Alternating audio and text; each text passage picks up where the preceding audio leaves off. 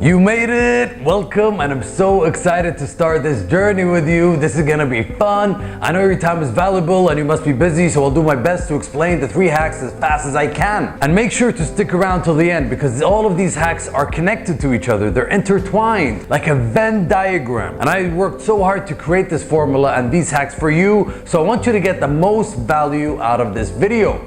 Make sense? Alright, so let's get started. Alright, so hack number 1. I always say, not everybody needs therapy, but everybody needs clarity. The first hack is all about being clear on exactly where in your life would you like to be more productive. But let me start by asking you this question. How would you know whether you had a productive day or not? First, we'll have to be clear on the exact outcome we want to know and be able to measure our productivity. Make sense? But what is productivity? Productivity is basically being able to achieve a desired outcome with the least energy or time spent, right? For that reason, this tool is called the Wheel of Life. It's a tool that I've been using for years with myself and with my clients. For this first hack, you'll simply need a small piece of paper, a pen, and 2 or 3 minutes of your time. That's it. Have you ever focused on an area in your life so much that you ended up neglecting other areas in your life, like focusing on a project or work and ended up neglecting your health or your social life? I know I used to. The first hack helped me a lot. The Wheel of Life will help you see your life from a helicopter perspective, for you to be able to notice the areas in your life that you'd like to focus on and be more productive. And it's very simple and easy to use. Start with drawing a circle and then divide the circle into 8 categories. Each category is going to represent an area in your life. These categories can be anything from family, health, your career, your relationships. My personal Wheel of Life is divided into these 8 categories: family, friends, career, finance, personal growth, health, love, or physical environment. After creating your Wheel of Life and put your 8 categories in, now you can start to rate each category. Based on how you feel, you prioritize it from 0 to 10. How? By numbering each category from 0 to 10. Then start seeing how much you prioritize each area of this from 0 to 10. Let's take your health category, for example. If you were asked, how do you feel about your health from 0 to 10? Or how much are you prioritizing your health from 0 to 10 at this point in your life?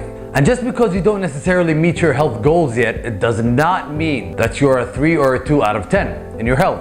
If you're putting effort and prioritizing it and eating healthy and going to the gym, then it could be an 8 or a 9, even if you still didn't reach your health goals. Make sense? Great! Stop this video if you need some time to complete your Wheel of Life. I want you to get the most out of these hacks and these videos. This exercise again won't take more than 2 or 3 minutes, I promise. Did you complete your wheel? How does it look? Is it what you expected it to be? Don't be so hard on yourself if your wheel isn't what you expected it to be, because that's not the purpose of this exercise. The purpose of this exercise is for you to have different perspectives on all areas in your life, for you to be able to pinpoint and choose 2 areas that you'd like to focus on and prioritize. So after you finish rating each area and had a good look at your life from a helicopter view, now you're able to know exactly which areas would you like to be more productive in and get more done. Did you choose an area or 2 in your life from the wheel that you'd like to be more productive in? Great! That was simple, right? Because the number 1 problem I see my clients and most people face is that they want to start changing their lives, but most of them have no idea where to start. The Wheel of Life helps you solve that problem in less than 5 minutes. That was hack number 1. Now we're gonna go to hack number 2. Alright, so hack number 2. The second hack is going to teach you how to be way more decisive and the psychology behind the choices and decisions we make on a daily basis. This skill is a skill that most successful people have mastered. Knowing what affects our decisions and what makes us do what we do as humans is crucial for us to be productive and successful. You see, we're constantly making decisions as we go through our day, from checking our phones as soon as we wake up to deciding what to wear to work. There are 3 different types of decisions we make on a daily basis. These decisions are logical decisions, emotional decisions, and habitual decisions.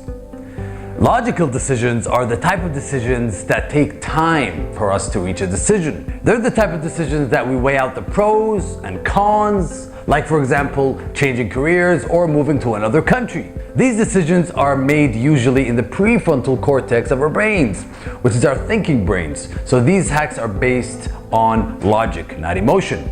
Make sense? Now I'd like you to quickly think of 1 or 2 decisions that you lately made that were considered logical decisions. You got them? Great!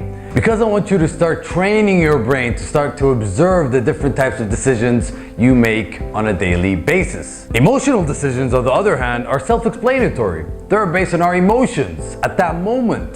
For example, were you ever around friends that they decided to go on a trip or do something and you agreed? Then the next morning or the same night you go back home and be like, why the hell did I just make that decision? Or another example of emotional decisions could be road rage, when we act based on the emotion we feel at that moment. If we're angry, we decide to shout or scream, or if we're happy, we decide to act based on that emotion. Make sense?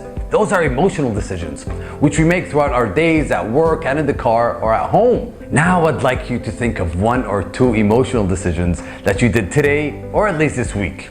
You got some? Perfect. These decisions can be anything from having a cookie to smiling to a colleague at work. Notice the emotion you felt at that exact moment. Those are emotional decisions. Habitual decisions are the easiest decisions to make because they don't require any thinking or mental effort. They just happen naturally. And since we're creatures of habit, which means 40 to 60% of the things we do on a daily basis are repeated habits, so are the decisions we make. Like, for example, checking our phones while waiting in line for coffee unconsciously without even needing to do or check our phones. We just did it because it's a habit. Make sense? Or it could be negative, like some people get used to shouting or arguing every day, that if a day passes by without any argument, they try to find anything that triggers that habit, anything to make them angry. Or having your morning coffee. These decisions don't require contemplation or emotion, they just happen. These are habitual decisions, which eventually form as our habits in the long run. Now I'd like you to think of 1 or 2 things that you do on a daily basis that you see as a habitual decision. You got one? Perfect. Have you ever heard the saying, less is more? Barry Schwartz is a psychologist and the author of the book called The Paradox of Choice. And in his book, he argues that even though many people argue that having more choices are always better, too many choices can actually be a bad thing, causing decision paralysis and unhappiness. Think about it. Have you ever visited a restaurant and noticed that there were so many choices to choose from the menu that you just ended up struggling to make a decision as simple as choosing a meal to eat? A lot of marketers use this skill to make it easier on customers. For instance, if you go to a classy 5-star restaurant and look at their menu, you'll see that there are only a few options to choose from, which helps avoid decision paralysis. Decision paralysis is when we're exposed to so many decisions that our brains basically gets paralyzed and won't be able to make any decision and just shuts down. To avoid decision paralysis happening to us, the second hack is all about making only 3 big decisions on a daily basis and 3 small decisions. I like to call them the triple focus, or the 3.3, focusing on only 3 big decisions and 3 small decisions on a daily basis. These 3 big decisions are usually things that take 20 to 40 minutes to complete, like working out, reading, or spending quality time with family or friends. Make sense? These are the 3 big decisions.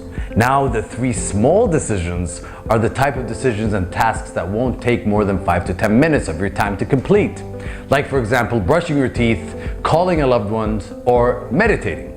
This hack works, trust me, and it makes life way easier when you write your 3 big and small decisions the night before, because the next day won't seem as hectic when you first wake up, because you already know what you want out of your day. For me, I love writing these decisions down on my journal or on my phone, or sometimes I keep notes around my desk. If you're not into journaling, be creative. Keep them on your phone. So in this hack, we covered the 3 different types of decisions we make on a daily basis, and we learned that when it comes to making the right choices and decisions, less is more. Alright, so hack number 3. This 3rd hack is all about putting what we learned to the first 2 hacks into play and start getting things done. Since these hacks are all about working smarter, not harder. We live in a world that's full of distractions, from our phones to Netflix to our kids and families. Everyone is trying to grab our attention one way or another. And the number 1 factor that affects our productivity is our ability to focus. Due to the new digital devices and technology, our attention span has decreased a lot in the past decade. Can you believe that our attention span now is shorter than a goldfish?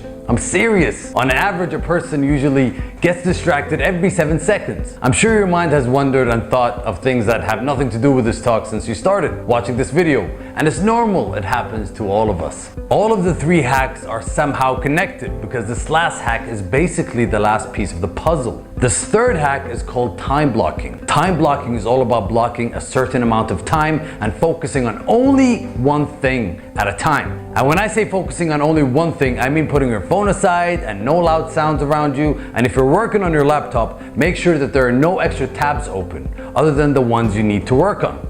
Trust me guys, if you take anything away from this entire video, it's this hack.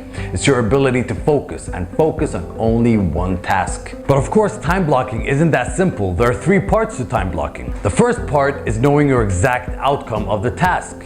So if you're sending emails, for example, be specific on how many emails or which emails you'd like to reply to. Or if you want to read, be specific on how many chapters or pages you want to read in that period of time blocking. The second part is finding or creating the right environment. So finding a nice quiet space at home or at a coffee shop where it's not that loud, where you won't be constantly distracted and where you can just zone out and focus. And of course, put your phone on silent. The last part of time blocking is how we rejuvenate and recharge our mental energy. Creativity and focus start to decrease after around 28 minutes of intense focus. For that reason, I think that the best time for time blocking is around 30 to 40 minutes max. Then taking 3 to 5 minutes to stretch, maybe walk around, hydrate and drink some water, and then going back to doing another 30 minutes of time blocking.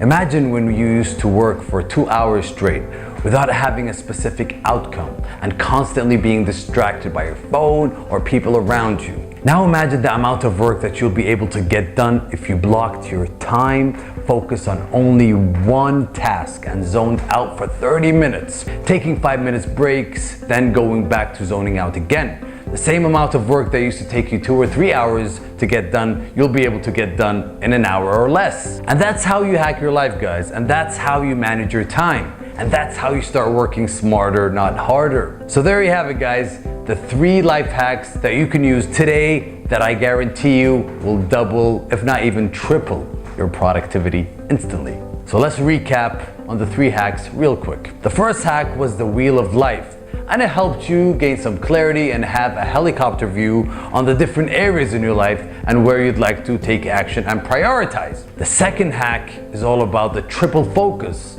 and the 3 different types of decisions we make on a daily basis: emotional decisions, logical decisions, and habitual decisions. And being able to only make 3 big decisions on a daily basis and 3 small decisions on a daily basis. And the third hack was basically the last piece of the puzzle, and my favorite, to be honest. Time blocking has helped a lot of people get things done fast without procrastinating.